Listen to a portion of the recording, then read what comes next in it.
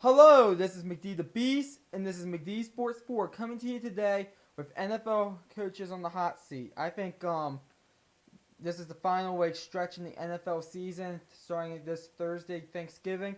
Um, Basically, I think there are 8 coaches I'm going to give you here in no particular order, just in a random order that I feel like could be their job is on the line and they got to coach their asses off if they want a shot to keep their job for at least next season in the future. So I think that each team has played at least 10 games. So the final 6 games, their job is going to determine if they're a head coach or not next year in the NFL for their team.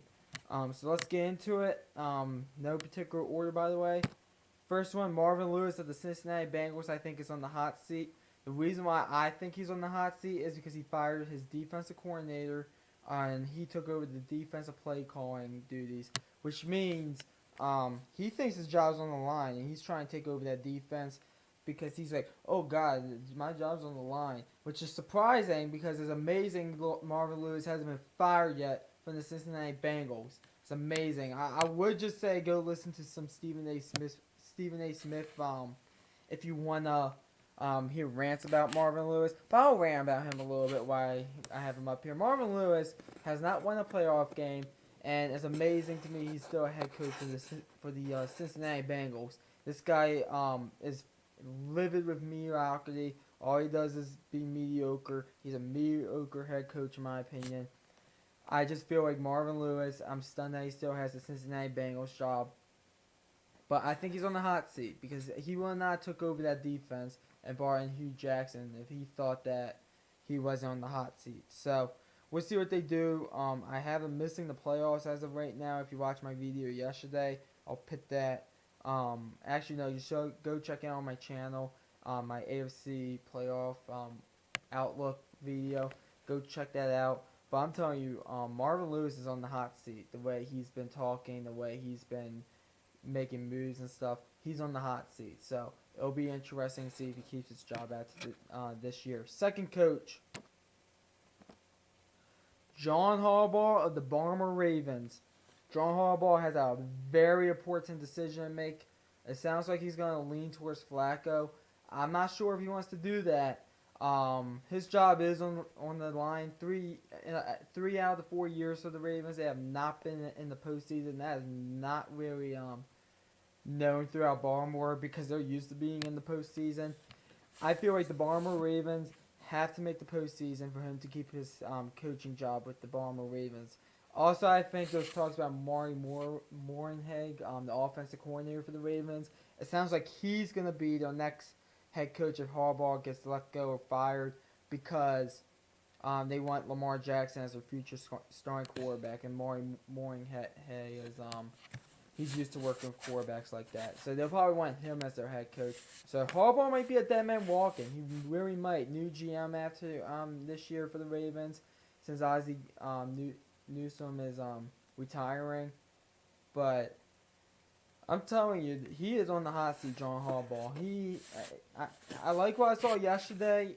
Not yesterday, a few days ago against the Bengals, being more aggressive. But he is like, if you talk to any Ravens fans, they're always like, fire Harbaugh, fire Harbaugh. Harbaugh is kind of a dead man walking throughout the Ravens fans, with Ravens fans. But I'm telling you, Harbaugh, I think if he misses the playoffs, I think he's out as a head coach. So for the Ravens at least, and I'm not saying Harbaugh can't coach and be a head coach. He's a Super Bowl champion head coach, but three times out of the last 4 years not in the playoffs in Baltimore is pretty unheard of, at least for the Ravens. So basically, if I'm John Harbaugh, I would start winning. You have a game against the Raiders this week, that should be a win. Third coach, Adam Gase of the Miami Dolphins. I don't think it's absolutely his fault. He's on the hot seat. He has an injured quarterback. He doesn't really have a quarterback. He was given a backup quarterback in Ryan Tannehill. I think he's on the hot seat. He made the playoffs their first year with Matt Moore leading the way late in the year. Then they lost to Pittsburgh by a lot. Since then, been pretty mediocre for the Miami Dolphins. They've been a bit better this year, but they've really fallen off lately. I think he has to go at least 8-8 to keep his job. So I think he has to go at least 3-3 in these last 6 games to keep his job. I don't know if that will happen, but I will say we'll see. But I think Adam Gase should be on the hot seat. He might not be particularly on the hot seat, but if I was the Miami Marlins, not the Miami Marlins, the Miami Dolphins owner or the Miami Dolphins GM, I will place him on the hot seat, Adam Gase, because I just feel like the Dolphins, once again, they'll go into mediocrity. They've always been mediocre, as far as I can remember. The Dolphins have always been mediocre since Dan Marino. So, I'm telling you, Adam Gase is on the hot seat, in my opinion. Next coach, Todd Bowles of the New York Jets. I think Todd Bowles will be fired after this year. I think he's a dead man walking right now, in my opinion. The only reason he has his job is because the Jets don't want to make the move in the middle of the season. I don't blame them particularly, but I'm telling you, the Jets, it's always been mediocrity with the Jets. When's the last time the Jets won a Super Bowl? 1968. It's going to be interesting to see who they pick as their head coach. The team for the Jets is actually not that bad. They have some pieces to work with for the new head coach of the Jets. But I'm telling you, I'm just telling you, the New York Jets, they gotta get someone in there. I thought Todd Bowles was the guy. I thought Todd Bowles did a decent job of being the Jets head coach until this year. And even this year, it's really only because the team, I think, partially quit on him. But the record ain't there for Todd Bowles. I think he's out as a head coach. But the Jets, if they let go of Todd Bowles, which I'm pretty sure they are, 95% sure they will, they got to get someone in there that's disciplined. And when I mean discipline, they gotta get like someone like a Bill Belichick in there. I know they're not going to get Belichick in there at all, but like someone disciplined like that, they can't have a players coach in there with the Jets head coach. It's just always never turned out to be well for the New York Jets. But I think Todd Bowles is out as the Jets head coach after this year. Next coach, Denver Broncos coach Vance Joseph. He's only in his second year, but him and John Elway don't see eye to eye on a lot of things. I think he's going to be let go because of that. I never really thought that Vance Joseph should have ever really even been a head coach. I thought he was like one of those guys they just interviewed to interview, and he blew them away, and then they were like, oh, we'll hire you. Or like maybe, I know there's the Art Rooney rule in the NFL. Maybe he was the guy because you have to interview one minority for a head coaching position if you're a team looking for a new head coach. So maybe he was the minority. I know this sounds kind of wrong, but maybe he was the minority, and then he got the job because he blew John Elway away or something. I don't believe in the Art Rooney rule per se. I think it's worded wrong.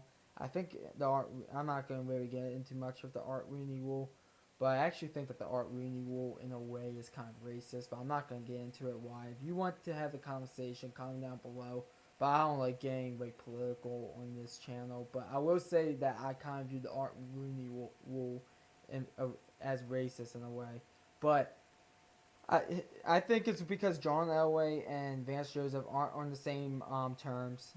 So the Denver Broncos haven't been good under him at all. They had got off to that good start in his first year last year, and then after that, it just went downhill. But we'll see what happens. I believe a head coach should get 3 years. So personally, I would just bring him back for one more year, see what he does. But it would not surprise me if John Elway decides to move on from him. Now, your sixth head coach, Jason Garrett. I made sure I got a picture of him clapping. Jason Garrett, Dallas Cowboys fans want him fired. Skip Bayless and Will Cain want him fired. Will Cain goes as far to call Jason Garrett the ginger clapper. So, I mean, I think that's a bit too far. I know Skip calls him Coach Clap. All he does is clap. Even when they're down like 28-0, he's just like, okay, guys, okay, let's go. I know Stephen A. Smith made fun of him for doing that as well at times.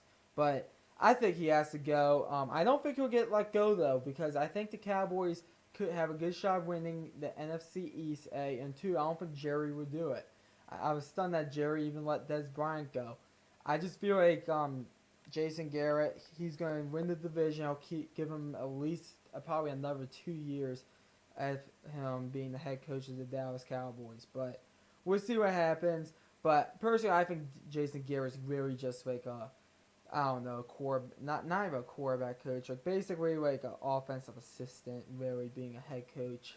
And I mean offensive assistant, not the offensive coordinator. So we'll see what happens. But I think personally, I would fire him per se, even if they win the division. If there's like a John Harbaugh on the market or like someone good on the market pops up, I will go after that candidate. But they're gonna keep him, in my opinion, the Cowboys, because they're scared to fire him because Jerry Jones calls the shots. Next guy, 7th out of 8 coaches, Mike McCarthy. I think Mike McCarthy. I think he knows. I think he's a legit head coach in this league. I think he knows how to coach and all. But I think it's just time for him to move on from Green Bay. And I do think he's going to be let go after this year. Personally, if I'm Mike McCarthy, I will be fine with getting let go from Green Bay. Maybe a team like Baltimore will hire him or something, or maybe a team like the Jets or something might hire him. Mike McCarthy knows how to coach. He knows what he's doing. I just think it's time for the Packers to move on from him, get a new voice in that locker room. That's all. And by the way, the Packers, they gotta fix their defense some. I think that might be costing them a little bit, but just a little bit. I really think it comes down to as, hey, we're gonna move on. It's been nice. You got us. You're a Super Bowl winning head coach. You took us to the playoffs a lot, but I think it's time for a new voice in the locker room. Sort of like with the Lovie Smith and the Bears after 9 years. Lovie Smith went 10-6, and they decided to turn around and fire him after 9 years. 3 playoff appearances in 9 years, but it was only because they wanted a new voice in the locker room. That's all. And same thing with Tom Coughlin. I think that was part of the reason with the Giants. I think that's what it's going to be why he gets let go, in my opinion. Even if they make the playoffs, I could see the Packers possibly letting him go. So we'll see. But I think he's let go. I think he'll get a head coaching job immediately. And then the last guy, Dirk Cutter. I think this guy's out the door, in my opinion. I think this guy's going to get fired. Here's why. A, he doesn't have a quarterback. He doesn't know who the quarterback is. Should be Jameis Winston. Should be Ryan Fitzpatrick. Jameis Winston, first overall pick. You spent the franchise on him. He's your franchise quarterback, and they're considering benching him. I know he's starting next week against the 49ers. We'll see what happens there. But Ryan Fitzpatrick, they've been playing him some too. And then the defense. The Buccaneers defense is so bad. I mean, I can't tell you enough how bad the Bucs defense is, but it's but I think he's gonna be let go. Dirk Cutter. It's not his fault completely, in my opinion, because A, he's an offensive-minded guy, and it's really the defense. They let go of Mike Smith earlier this year, the former Falcons head coach, who was the defensive coordinator for the Bucs. I don't think he'll be getting a head coaching job again. And I thought Mike Smith was like a decent head coach for the Falcons, but I don't think Mike Smith's getting a coaching job anytime soon after the Bucs defense under him. And then, I'm going to be honest with you, Tampa is one of those places that players, I think, go to semi-retire.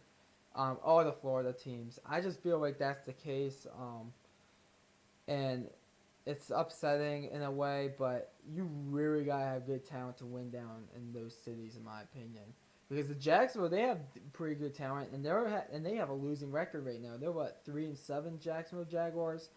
I mean, so that's just an example. Miami could be a little bit better. Tampa has talent too, but they're 3-7 as well. So basically, it's really that's what maybe 10% of it, but outside of that, nothing. So it's really all on Dirk Cutter, in my opinion. But anyways, those are the 8 head coaches. I also considered Pete Carroll, but I think Pete Carroll will leave Seattle before they let him go. And also considered the guy in Jacksonville, Doug Monroe, but I think they're going to keep him another year, give him one more shot. But anyways, thanks for watching the video. Please like and subscribe. I want to grow this YouTube channel up, so please subscribe. More subscribers, more I can grow the channel, more fun we can have on the channel. So if you enjoyed this video, please like and subscribe. Thanks for watching again, and this is McD the Beast signing off.